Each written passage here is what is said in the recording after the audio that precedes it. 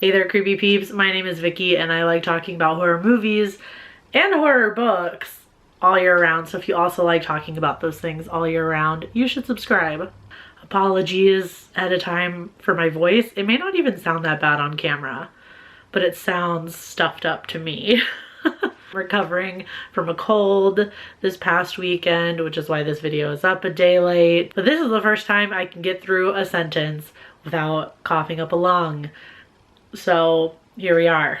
Also really quick, I know I posted about it yesterday, but I hit 12K subscribers yesterday.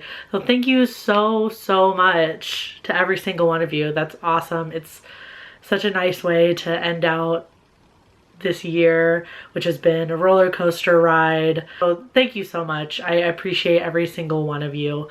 And here's to good health in the new year and regular uploads from me. Alright, so as you can tell from the title of this video, we're talking about cozy horror books. So one of my patrons requested a video on, technically she asked for either like cozy horror books or movies, and I decided to go the book route. Mostly because I never ever have thought of horror books as cozy, but apparently it's a thing. A quick Google search showed me many lists of horror books that people deemed as cozy horror, which I thought was so fascinating because I just really never had thought of that being a subgenre. So I went through a couple lists on the internet just to get an idea of like what people were suggesting as cozy horror, and then I compiled a list of my own. But I wanted to go in and kind of like define cozy horror a bit if I could. Stephanie from Books in the Freezer podcast, which if you don't listen to her podcast, you definitely should, had a really great episode on cozy horror. It was this year back in May, if anybody was interested in going back to take a listen. So a lot of the things they were saying about cozy horror is that maybe there are like slightly lower stakes in the book, or the book plays to tropes that readers might be familiar with. So there's like a sense of kind of like, I know what's going on. The sense of familiarity is comforting. Fall vibes, of course, was another mention that makes a horror book a cozy horror book, which I can totally get down with. So thinking about cozy horror in that way and kind of getting an idea from the internet lists of what other people thought was cozy horror, here are my picks for some cozy horror books of mixed age level, and it's not ranked except for the last one, which is absolutely my #1 pick. So first on my list is The Saturday Night Ghost Club by Craig Davidson. This is a pretty quick read, and it's a coming of age story about a group of kids who spend their summer vacation like hunting local legends and lore and ghosts. The story has a lot of warmth to it, being about friendship, growing up, that like magical feeling of summer, like when you're a kid and you're off from school. There is a bittersweet note to this book, kind of in the vein of like Stand By Me, I would compare it to, but I think this one is definitely cozy horror vibes, and like I said again, is a pretty quick read. Next on my list is Something Wicked This Way Comes by Ray Bradbury, which is kind of in a similar vein to Saturday Night Ghost Club in that this is a coming of age story. It follows two friends one October when a mysterious carnival blows into town. So as this takes place around Halloween time, it obviously has the cozy fall vibes that I know most of us look for in our horror books. It's just that magical time of year where horror is just a little bit more special.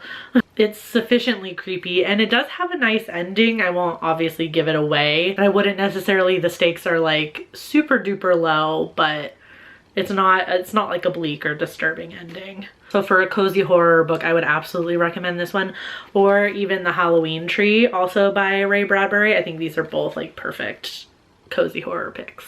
All right, keeping with like the spooky fall time, October vibes, Autumn Crow by Cameron Chaney is another one that I think is cozy horror. This book is a collection of short stories that all takes place in Autumn Crow Valley during Halloween. So the fall Halloween vibes are immaculate in this one. And it being a short story anthology, it's kind of like bite-sized horror, which I don't know why something being bite-sized just makes it feel more cozy, but it does. Like, I don't make the rules. It just is a thing. Okay, so next is a graphic anthology novel, Through the Woods by Emily Carroll. I love this graphic novel so much. I think the art style like really lends itself to cozy horror. I don't really know why. It feels cozy. Plus, all the stories take place in the isolation of the woods. They have to do with like folklore and fairy tales. Gives very much like sitting around a campfire telling stories kind of vibes, which I think is super duper cozy. And this is one of 2 books that immediately came to my mind when I thought of cozy horror without any prior knowledge as to what cozy horror might be. So next I have 2 middle grade books that I think are super cozy horror vibes, and I feel like the fact that they are meant for younger readers kind of lends itself to coziness anyway, because the stakes are automatically lower.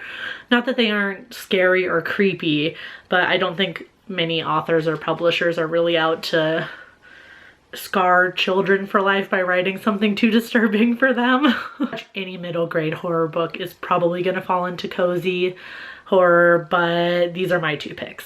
First is City of Ghosts by Victoria Schwab. You might know her as V.E. Schwab when she's not writing for younger readers. So the story follows Cassidy, who can see and speak to ghosts, and she travels to Edinburgh with her parents, who are ghost hunters for a living. While in Edinburgh, Cass finds somebody else. She meets somebody else there who can also see and speak to ghosts. Like, this was surprisingly dark for a kid's horror book, which I was pleasantly surprised at, but it was still super cozy, and it brought me back to my childhood a lot, because when I was a kid I wanted to be able to see ghosts so badly. So this kind of felt nostalgic to me in a way.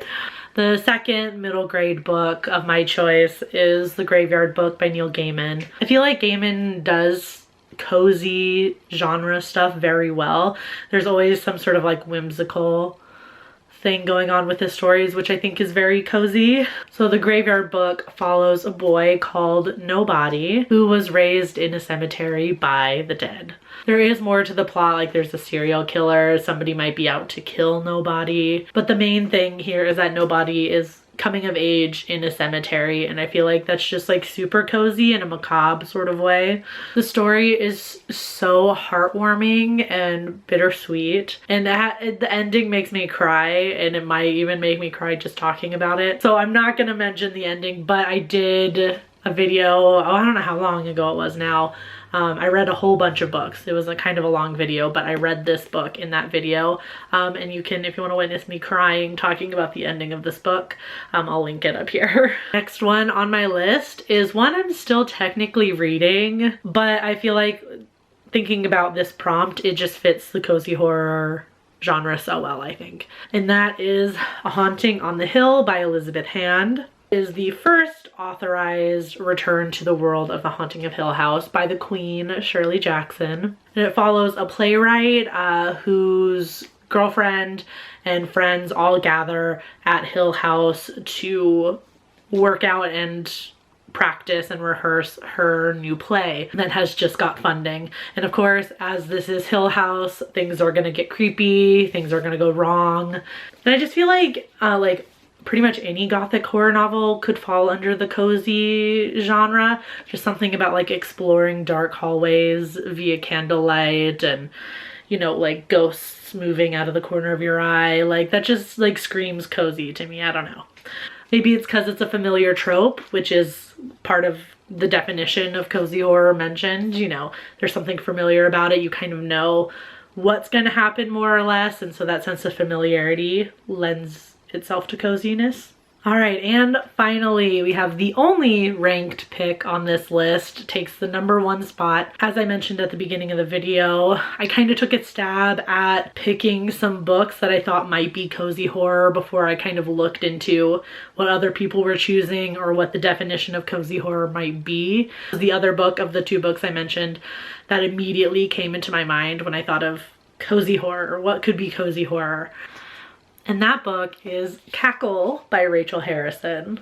The story follows a school teacher who moves to a super quaint small town, think Stars Hollow, where she meets a beautiful and charming woman who the townspeople like seem to act strange around this woman. They almost seem a little bit afraid of her, and that is because they think she is a witch. I loved the vibes of this book. I thought it was so incredibly cozy. I just wanted to crawl into this story and live there forever. For a perfect representation of what this book is and what the themes are, I would listen to the song Witch by Devin Cole. If you read nothing else from this video that I just listed, read this one. Cackle is so much fun and is absolutely a cozy horror book.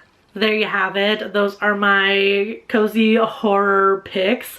If you have any you want to share, please leave them down below. I'd love to see what you guys come up with. I do hope you enjoyed this video. If you did, there'll be 2 more on the screen for you to watch in just a second. If not, I will see you on Thursday with my most iconic horror characters of the year 2023.